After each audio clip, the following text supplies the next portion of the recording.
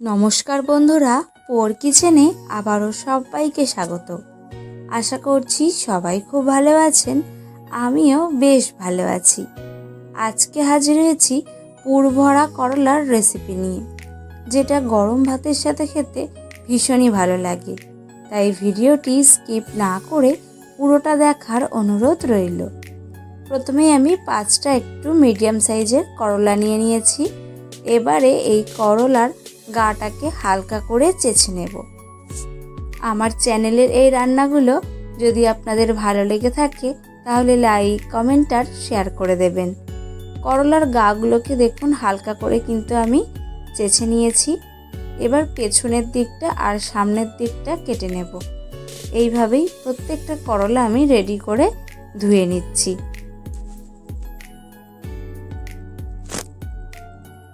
দেখুন এখানে কিন্তু 5টা করলাই আমি ভালো করে গাগুলো চেঁচে নিয়ে সামনের আর পেছনের দিকটা কেটে ধুয়ে রেখেছি।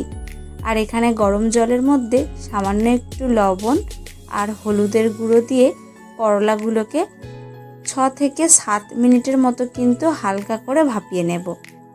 আমি একটা ঢাকা চাপা দিয়ে করলাগুলোকে ভাপিয়ে নিচ্ছি। ঠিক 6 থেকে 7 মিনিট পর ঢাকা খুলে দিয়েছি। দেখুন এখন করলাগুলো কিন্তু খুব সুন্দরভাবে হালকা করে ভাপানো হয়ে গেছে। এখন জল ঝরিয়ে ছেঁকে ঠান্ডা করে নেব। এবার পুর বানানোর জন্য কড়াই বসিয়ে দিয়েছি আর কড়ার মধ্যে দিয়ে দিলাম 2 চামচ সাদা তেল। তেলটা গরম হলে দিয়ে দেব পেঁয়াজ কুচি। আমি এখানে একটা বড় সাইজের পেঁয়াজ একদম মিহি করে চপারে চপ করে নিয়েছি। এবারে পেঁয়াজটাকে কিন্তু হালকা করে ভেজে নেব। এখানে একটা কথা বলে রাখি, আমার চ্যানেলের এই রান্নাগুলো যদি আপনাদের ভালো লেগে থাকে তাহলে লাইক, কমেন্ট আর শেয়ার করে দেবেন। পেঁয়াজটা হালকা করে ভাজা ভাজা হয়ে যাওয়ার পর দিয়ে দেব টমেটো কুচি আর কাঁচা লঙ্কা কুচি। এবার টমেটো আর কাঁচা লঙ্কাটাকে পেঁয়াজের সাথে কিন্তু খুব ভালো করে ভেজে নেব।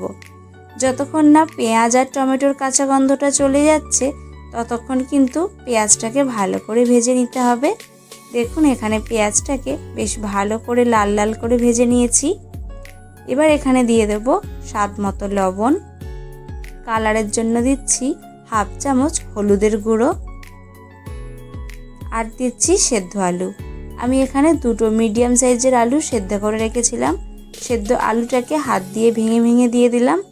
আর দিয়ে দিলাম কিছুটা পনিরটাকেও হাত দিয়ে ভেঙে ভেঙে এবার ভালো করে কিন্তু মিশিয়ে নেব। আর এই পর্যায়ে গ্যাসের ফ্লেমটা একদম লো টু মিডিয়ামে রেখে ভালো করে মিশিয়ে নিতে হবে, যাতে আলুটা একটুকু দলা দলা না থাকে। দেখুন যখন এইভাবে দেখবেন মেশানো হয়ে যাওয়ার পর কড়া থেকে এভাবে উঠে উঠে আসছে, ঠিক তখনই বুঝবেন যে এই পুরটা কিন্তু এখন নামানোর জন্য একদম রেডি হয়ে গেছে। এবার নামানোর আগে কিছুটা ধনেপাতা কুচি দিয়ে ভালো করে নেড়েচেড়ে মিশিয়ে নামিয়ে নিলেই এই পুরটা একদমই রেডি হয়ে যাবে। এখন এই পুরটাকে ঠান্ডা করে নেব।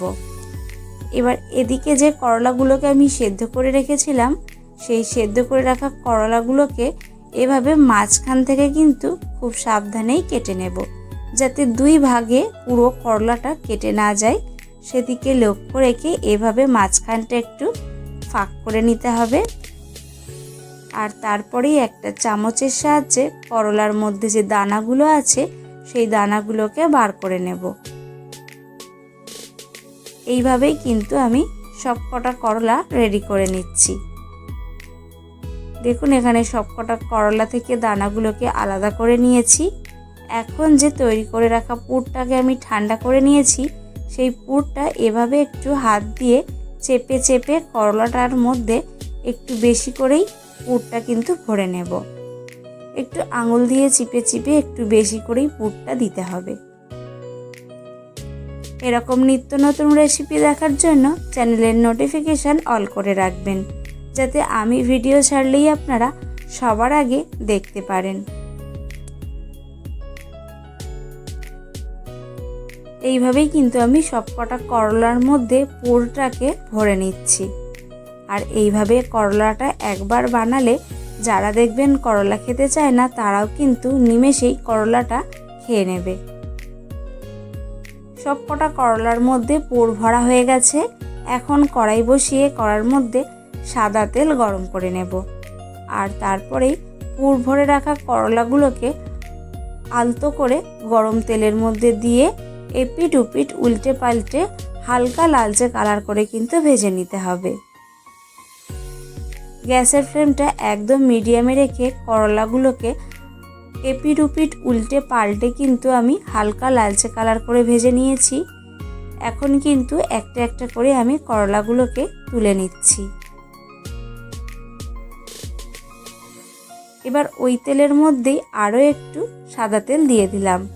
আর তেলের মধ্যে ফোড়নে দিলাম 1/2 চামচ মৌরি আর একটা শুকনো লঙ্কা। এবার ফোড়নটাকে খুব ভালো করে ভেজে নেব। যখন ফোড়ন থেকে একটা সুন্দর গন্ধ বেরিয়ে আসবে সেই সময় দিয়ে দেবো 1 চামচ আদা বাটা, স্বাদ মতো লবণ, কালারের জন্য দিলাম 1 চামচ হলুদের গুঁড়ো, আর দিচ্ছি 1 চামচ লঙ্কার গুঁড়ো, 1/2 চামচ জিরের গুঁড়ো দিয়ে মশলাটাকে খুব ভালো করে কিন্তু কষিয়ে নিতে হবে। যতক্ষণ না আদার কাঁচা গন্ধ চলে গিয়ে মশলাটা সুন্দর করে তেল ছাড়ছে ততক্ষণ কিন্তু মশলাটাকে কষিয়ে নেব।